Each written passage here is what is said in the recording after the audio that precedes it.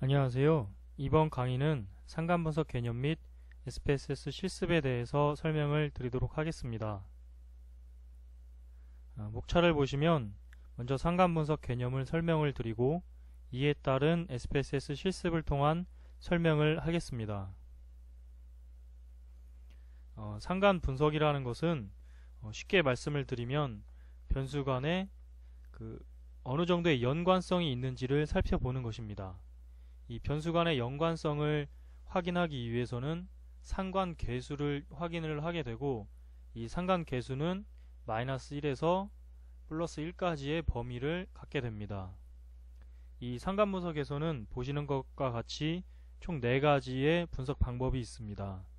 여기에서는 피어슨, 스피어만, 켄달, 그리고 부분 편상관계수인 파샬에 대해서 설명을 드리도록 하겠습니다. 이 방법들의 공통점은 바로 가설입니다. 이 가설이라는 것은 귀무가설에서 상관관계가 없다, 그리고 대립가설은 상관관계가 있다, 이렇게 가설을 설정을 하게 됩니다. 우선 먼저 여러분들이 가장 잘 알고 계시는 피어슨에 대해서 설명을 드리면, 이 피어슨은 연속형 변수가 있어야 되고, 그리고 정규성을 가정을 해야 됩니다. 그리고 스피어만과 켄달 같은 경우에는 순서 척도의 변수가 사용이 됩니다. 이때는 순위로서 연속형 변수와는 다르게 순위 변수가 사용이 되게 됩니다. 그리고 이때는 피어슨과는 반대로 비모수를 가정을 하게 됩니다. 이때 비모수라는 것은 정규 분포를 따르지 않는 그런 데이터를 말합니다. 그리고 편상관계수에 대한 파샬은 선형성을 제거한 다음에 그에 따른 잔차들의 상관관계를 확인을 하는 그런 방법입니다. 참고사항으로 말씀드리면, 상관분석이라는 것은 선형관계의 유무를 파악을 하는 것이고, 회귀분석은 선형관계에 대한 바로 직접적인 변수들의 영향을 미치는 정도를 수치적으로 회귀 계수를 통해서 수치적으로 확인을 하는 그런 분석 방법들입니다. 따라서 먼저 상관 분석을 해서 선형관계가 있는지를 확인을 하시고, 그 다음에 회귀 분석을 진행하는 순서로 보통 통계 분석을 하고 있습니다. 자, 계속해서 피어슨의 상관관계에 대해서 좀 더 자세히 설명을 드리도록 하겠습니다.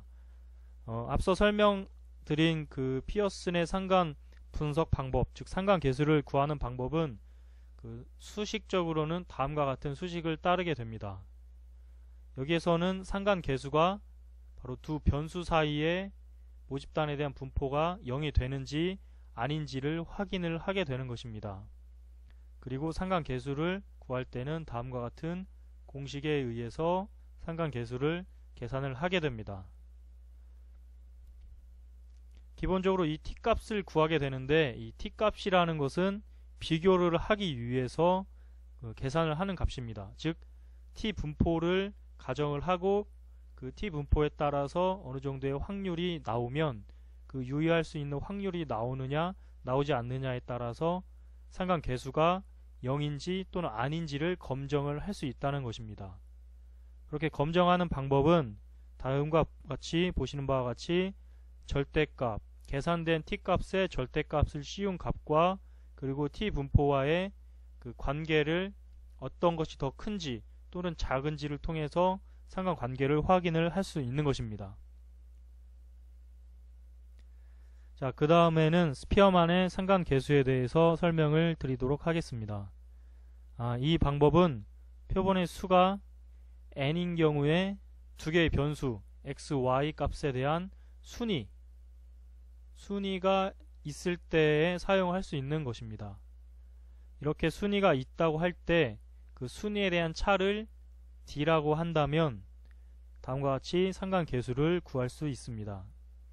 앞에서 구한 피어슨의 상관계수를 구하기 위해서, 그것을 검정하기 위해서 구한 t와 마찬가지로 다음과 같은 방법을 통해서 검정 통계량을 계산을 하게 됩니다. 그리고 그에 따라서 상관계수를 계산을 하게 됩니다. 이 스피어만의 상관계수는 기본적으로 중위수를 기준으로 계산을 하게 됩니다. 이 중위수라는 것은 앞서 그 3강에서 말씀드린 바와 같이 데이터를 크기 순으로 나열을 했을 때 그 가운데 순위에 해당하는 값을 의미를 합니다. 이 중위수를 기준으로 계산하는 방법이 바로 스피어만의 상관계수 방법입니다. 다음과 같이 t값을 계산을 하게 되고, 그리고 t값의 절대값과 t분포와의 그 관계를 통해서 t의 절대값이 큰지 또는 작은지를 통해서 그 유의성 검증을 하게 됩니다.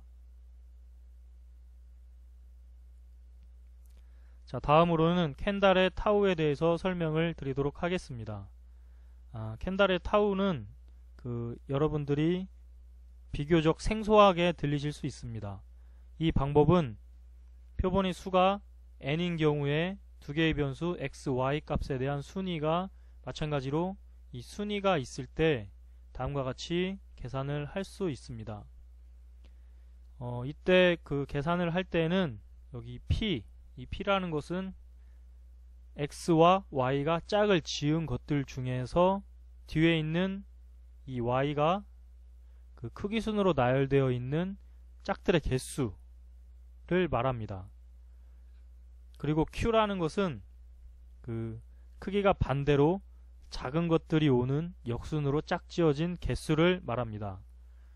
그렇다면 x, y가 똑같은 순위가 있을 수 있는데 그럴 경우에는 그 다음과 같은 방법으로 상관계수를 구하게 됩니다. 상관계수를 계산하고 난 다음에는 타우의 분포가 상관관계가 없는 경우라면 마찬가지로 평균이 0이고 분산이 9n 다음과 같은 분포를 따르도록, 즉 노말 분포를 따르기 때문에 양측 검정을 하기 위해서는 다음과 같은 기준을 가져야 합니다. 즉 이러한 기준에 의해서 이 값이 더 크다면, 이 계산된 값이 더 크다면 상관관계가 있다라고 말을 할 수 있는 것입니다. 그리고 마지막으로 편상관계수에 대해서 설명을 드리도록 하겠습니다. 변수 간의 편상관계수, 그 제어 변수가 주는 선형의 효과를 각각의 변수가 그 변수에서 제거한 다음에 남은 잔차들의 상관관계를 나타내주는 계수를 의미합니다. 예를 들어서 A와 B가 상관관계를 알고 싶을 때 그 제어 변수 C를 넣어주면 그 단순 선형 회귀식에 적용을 시켜서 1차 편 상관계수를 구하게 되고, 그리고 제어 변수가 두 개일 경우에는 다중 회귀에 적용을 시켜서 2차, 그리고 3개일 경우에는 3차, 이렇게 각각의 제어 변수의 개수에 따라서 그 일반 단일 선형 회귀를 쓰는지 또는 다중 선형 회귀를 쓰는지 이렇게 방법을 교차시켜서 편상관계수를 구하게 됩니다. 편상관계수를 구하는 그 공식은 다음과 같이 나타나는데, 이것은 1차 편상관계수를 계산하는 방법입니다. 이것을 좀 더 확장을 시키면 이제 2차, 3차 이렇게 편상관계수를 구할 수 있습니다. 이렇게 편상관계수를 구할 때는 마찬가지로 통계량 t값은 다음과 같이 계산이 되고, 이거에 대해서 검증을 하기 위해서는 이 절대값 t가 마찬가지로 그 해당 분포 t에 있는 해당 분포를 얼마만큼 차지하는지의 확률값을 확인을 하고 그 값보다 크게 되면 상관관계가 있다라고 얘기를 할 수 있습니다. 이때 d라는 것은 그 몇 차 상관관계를 의미하는지 m과 거기에 2를 더한 값을 의미합니다. 즉 전체 표본의 개수에서 이 d를 뺀 만큼에 대한 확률을 기준으로 비교를 하게 되는 것입니다. 자, 다음은 그 상관분석 결과를 해석하는 방법을 정리한 것입니다. 맨 위에 보시면 그 유의 확률 지금 0.05를 기준으로 상관관계가 없다와 상관관계가 있다 이렇게 나타나고 있습니다. 즉 계산된 유의 확률 그 양쪽을 기준으로 했을 때 이 0.05보다 계산된 유의 확률이 더 크게 되면 귀무가설을 기각을 하게 되기 때문에 상관관계가 없다, 이렇게 정의를 할 수가 있고, 반대로 유의 확률 이 값이 0.05보다 더 작게 되면, 다시 말씀드려서 이 계산된 것보다 더 작게 되면 상관관계가 있다, 이렇게 여러분들이 해석을 하실 수 있습니다.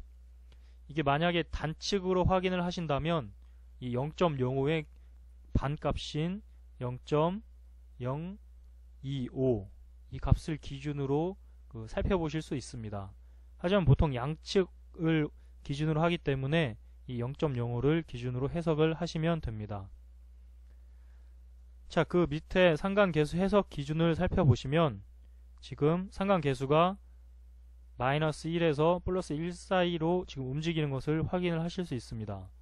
여기서 상관계수가 마이너스 1에서 마이너스 0.7 사이면 강한 음의 선형관계, 즉 상관관계라는 것은 선형관계라고 설명을 드렸는데, 즉 이렇게 증가하는 것은 비례, 즉 선형관계, 이 직선의 관계가 있다라고 얘기를 할 수 있고, 마찬가지로 이렇게 감소하는 것은 이것도 마찬가지로 선형관계가 있는데 이것은 비례, 이 밑에 있는 것은 바로 반비례가 되겠습니다. 이러한 방법대로 해석을 하실 수 있는데, 이 마이너스일 경우에는 이쪽에 가까운 것이고 플러스일 경우에는 이쪽에 가깝게 해석을 하실 수 있습니다. 즉 A라는 것이 어느 정도 증가함에 따라서 B가 같이 동반적으로 증가하게 되는 관계를 바로 비례관계라고 얘기를 하는데, 이러한 비례관계를 일정한 직선, 이러한 직선으로 표현할 수 있다는 것이 바로 상관관계를 말합니다. 나머지 기준에 대해서도 살펴보시고 이해를 충분히 하실 것이라고 생각하고 있습니다. 그럼 계속해서 SPSS 실습을 통해서 설명을 드리도록 하겠습니다.